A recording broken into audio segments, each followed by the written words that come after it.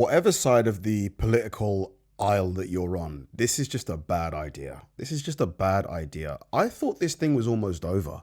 Like, everything we hear in the news says that it's almost over. Like, where the tyrannical regime in Iran is going to be destroyed. The people are going to take back control.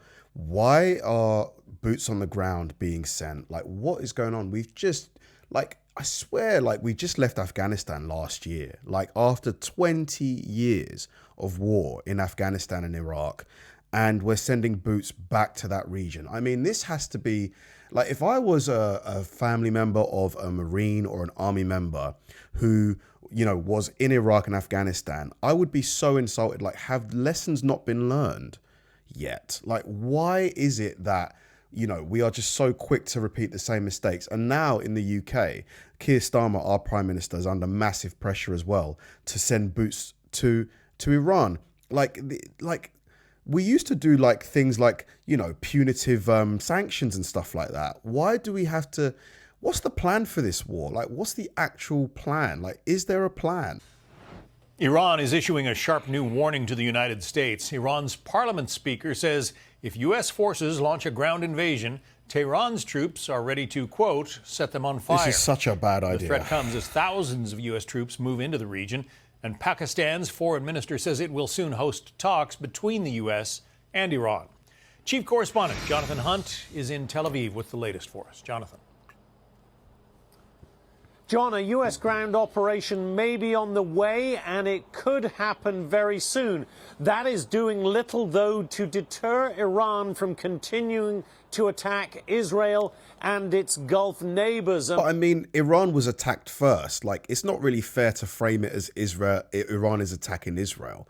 Iran got attacked and it's defending itself. Missiles slammed into southern Israel near the town of Beersheba today, sending a huge plume of grey smoke over the area. Apparently it was some sort of chemical facility that was hit. Local residents were told to keep their windows shut and their air conditioning off because of the toxic fumes produced as a result of that strike. Meantime, the U.S. continues to hit targets throughout Iran, missile launchers and military manufacturing installations among the most recent targets for U.S. aircraft. Like, so what's Iran supposed to do? Is Iran supposed to literally just take it? They're just supposed to, like, lie down and just take it. Is that what they're supposed to do? Like, to not expect Iran to retaliate is just, like, complete idiocy. Like, they must have expected Iran to retaliate. As those 2,500 Marines you mentioned arrive aboard the USS Tripoli, they would be probably the spearhead for any sort of U.S. ground operation that President Trump decides to order. But Iranian officials are saying they are ready for whatever the U.S. does next, and they are mocking President Trump's decision-making. Listen here. Just don't do it. At one moment, he speaks of negotiations, and shortly afterward, he decides to manage the war. This unbalanced and deceitful individual has inflicted extensive damage on the people of the United States, Europe, and countries around the world, especially the countries of West Asia. Israel, meantime, is also focusing on the northern front here, its battle against Hezbollah in Lebanon. Prime Minister Netanyahu said today that he will expand what he calls a security zone into southern Lebanon. He calls it expanding a security zone. Many others call it an invasion. Guys, I have to ask you, do you think if Donald Trump had to send one of his kids, like Barron, let's say, on the front lines as part of this Marine group that are going to arrive in Iran, if that was one of the stipulations, do you think he would still send Marines to Iran? Or do you think that there would be another way, another solution would appear? I think we both know the answer. Once again, of Lebanon. John? Plenty of controversy in the United States about the Iran war. What about in Israel? Is there a consensus there?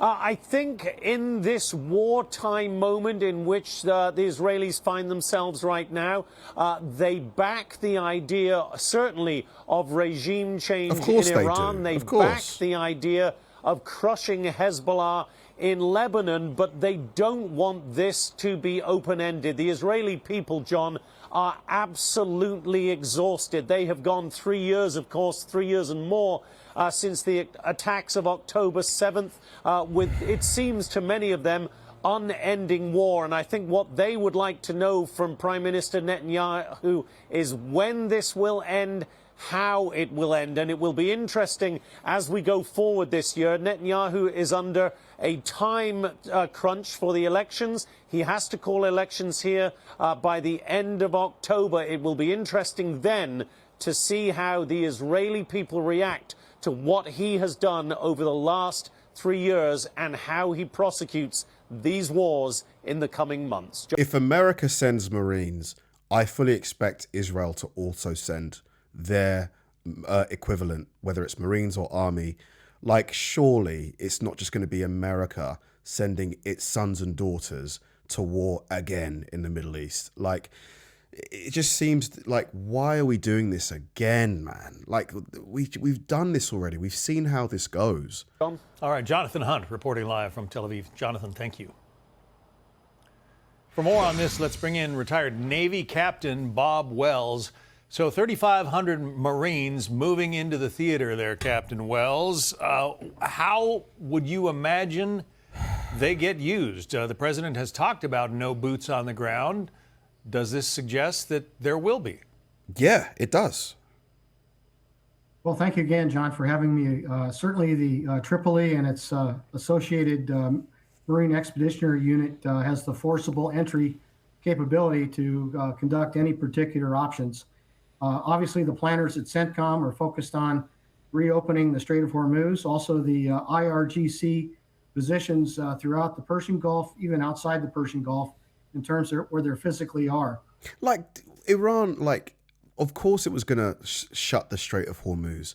Like, did the government not think that Iran will do anything it can to retaliate? Like, isn't this what war games, the whole point of war games are? Like, you see how your enemy might respond if you do X, Y, or Z. Like, surely this must have been predicted. I would say welcome aboard to the Marines. Welcome aboard to the operating forces, the naval forces that are outside the Persian Gulf, the North Arabian Sea. Quite a bit of firepower, Tomahawk strike firepower, naval gunfire support, helicopter, armed helicopters, go on and on and on. Persistent surveillance. Just looking at it before we go into any particular option that the president represents, I really think we're in the third quarter of this particular operation for Epic Fury. I don't think so. And I do think the IRGC is going to lose. The Strait of Hormuz, obviously the choke point there that has prevented so much of the world's energy, fertilizer, food from getting through. Are the Marines going to be involved, do you think, in making sure that that is reopened? If that's part of their mission set, obviously you have the gate guard. I've been through there dozens and dozens of times listening to the IRGC in Larak Island or off of Keshem. Notice that the American warships are coming through the Strait of Hormuz. It's got about a 2 nautical mile separation in the international waterway. But what the Iranians have done in the last week is put a new toll gate in between Larak and also Keshem. I would say that based on the planning, they would try to take out those particular toll gates so that Iran does not have the power to say yes to what is transiting the Strait of Hormuz. It's just frustrating because now everybody I know who drives is paying more at the pump, at the gas pump, because of this. Like, I just wish that this wasn't just like done. I wish that it was a more unilateral thing, that all of NATO decided together what the plan was going to be, how long it would take, and what the end goal was. It just feels like, this was started kind of on a whim. Things go back to its internationally recognized transit areas.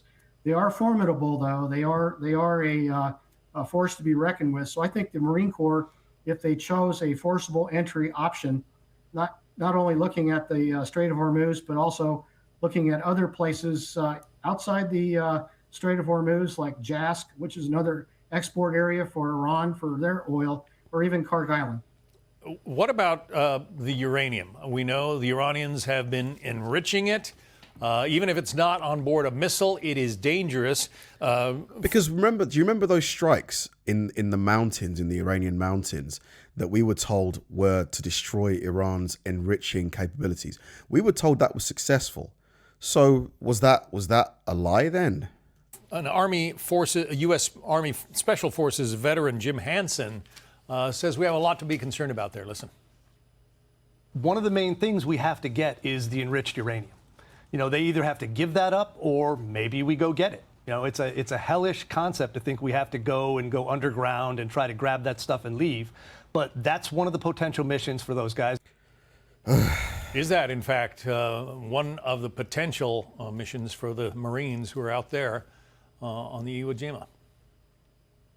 I think it would be a mission for example, the Special Forces, specifically focusing on that particular mission set, looking at what they achieved with Osama bin Laden, in fact, in Abbottabad, recalling that mission. Also, the 82nd Airborne.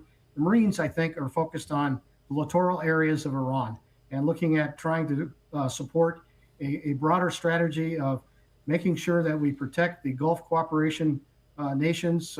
This is the largest, energy seas in history. And guys, if America sends Marines and the UK sends British Army, I can guarantee you that this will drag on for several months, if not years, because Iran are not Iraq and Afghanistan. Iran is a militarily very competent, quite powerful adversary. This will drag on and on and on, and the death toll on both sides will just escalate. I guarantee you.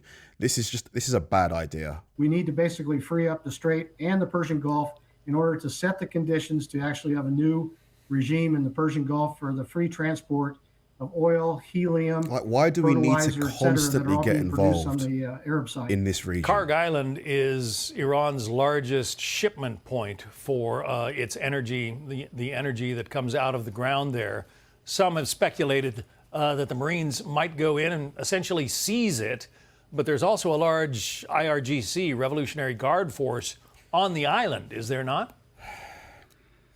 There is, and I think they're employing a porcupine strategy, and it's dangerous. Obviously, because what does America get out of this? Because this is costing $2 billion a day, right? In case you didn't know, what is America getting out of this except higher gas prices? Like, how does America benefit from this war? I can't think of a single answer. Some of the targets on Karg Island from the air, but I think there's a school of thought that would argue that we need to basically be creative, continue to allow the Iranian tankers to be berthed there, maybe not let them get underway. They're very vulnerable to their political economy with their oil exports there. But I do think the focus, the critical focus of efforts got to be the Strait of Hormuz. There's other transit passage areas off of the Emirates and Oman that could be used to get to the international waterway. We need to continue. Yeah. This is a bad idea. Let's find out what the death toll. So death toll of Iraq and Afghanistan. It's at least 500,000, I think. Let's have a look here. Yeah. Wow. Almost 1 million, right? So 432,000 civilians. How many American soldiers? Death toll, American soldiers, Iraq and Afghanistan. It's at least 1,000. It's at least 7,000. It's just like, and this is against no offense to Iraq and Afghanistan, just a way less equipped opposition. Like, why? I just want to know why. Like, what the real reason is for this war, because I just don't believe that Iran were weeks away from nukes. I just don't believe it. I'm yet to see any evidence of that. Like, as I say, like, if anyone has actual evidence, not just what X person has said or Y person, actual evidence for it, I'll be convinced. It just feels like this decision was just made unilaterally without any cooperation from the other NATO countries, which is why the other NATO countries are kind of sitting on the fence. and it doesn't seem like there's a plan. Like, I think, you know, the hope was that the Iranian people would somehow overpower the IRGC, the Iranian military. I don't know, like, how was that supposed to happen? So they thought the Iranian military would just, leave or something like that? Like, because they took out Khomeini. Like, that was just not realistic. So now you've got the son of Khomeini, who's much younger and is arguably a lot more vicious in charge. Like, we've made it worse, I think. It's worse now. I think it's just a bad decision. I think starting this war was a bad decision. It's costing a fortune to keep it going. And the idea of sending boots on the ground, and we were told that there would never be boots on the ground. We were told this thing would last a week or two. Do you remember? Like, that's what we were told. Like, let me show you. So, Iran war meant to last 2 weeks. That's what we were told. I'm sure I read it. War to end in weeks. Yeah, it's just, I remember reading that it was meant to end, you know, in a couple of weeks. It's almost a month now. It is going to drag on, especially if we send boots on the ground. Like, if I were a member of the military, I would be so against. Obviously, you got to follow orders, but this, who are we fighting for? Like, how does America benefit from this? Thanks for watching, guys. If you enjoyed this video, please like and subscribe, and check out the video I'm going to link right below this one. See you there.